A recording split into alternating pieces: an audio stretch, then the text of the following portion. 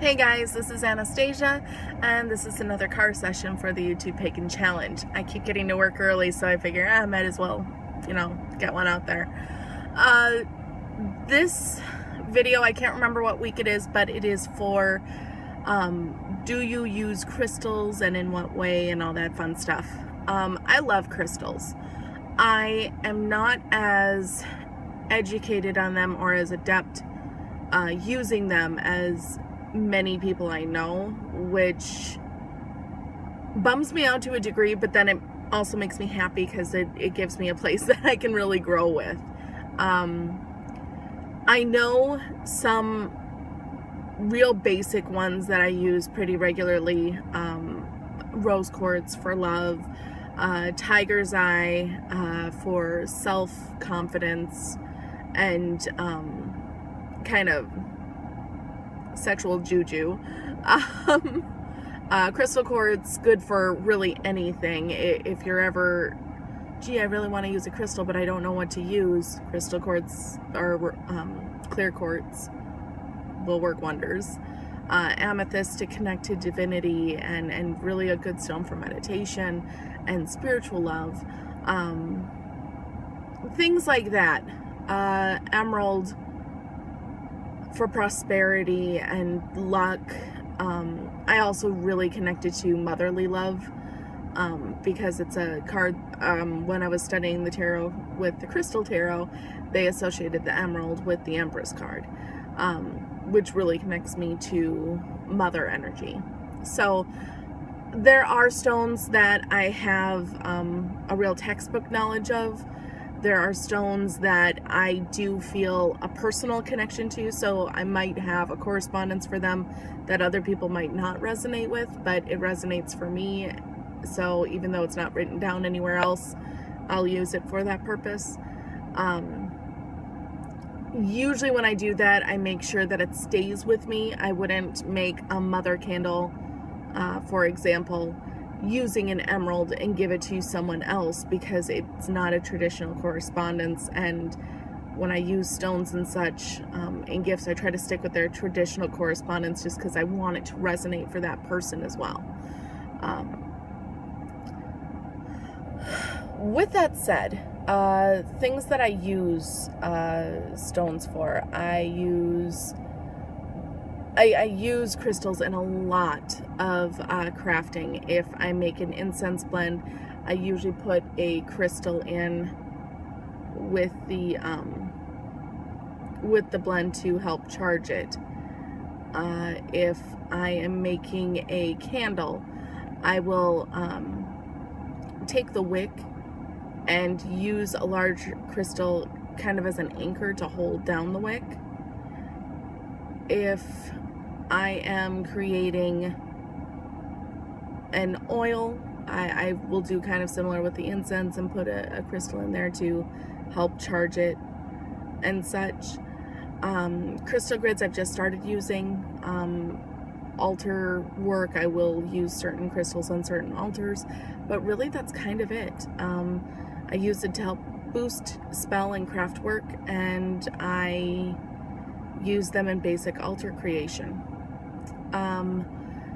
I do have my amber pendant, which my witchy sister in arms gave me, and this is really cool because it is a piece of amber, and it has you can't really see it because the lighting is really bad in here because I'm in a parking ramp, but it's got what they call two suns in there, and they're just little chips of amber, and they kind of, when they're in the sun, you can kind of see one right there.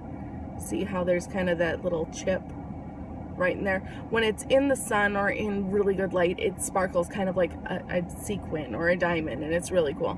But amber's amazing for healing, calming. For me, it helps bring a bit of warmth. So, and this necklace is really cool because you have one pinot, I believe it's called, leaf. It's a form of oak. One leaf on the front and two leaves on the back. Now what this means is the one leaf is the two leaves send out healing. So if I wear it like I'm wearing it today with the 2 leaves on the inside, I'm bringing healing into me. Today we have a company picnic, so it's going to be a lot of schmoozing, a lot of talking to people I don't know, and that makes me horribly anxious, and so I need all the help I can get. Whereas if I flip it on the other side, then the healing is being sent out to those around me. So I really like that. And amber is one of those stones that technically not a stone, it's a resin. So whenever I pick a piece of amber up, which I love, I have it as one of Cernunnos' sacred stones, and I just really identify with it as well.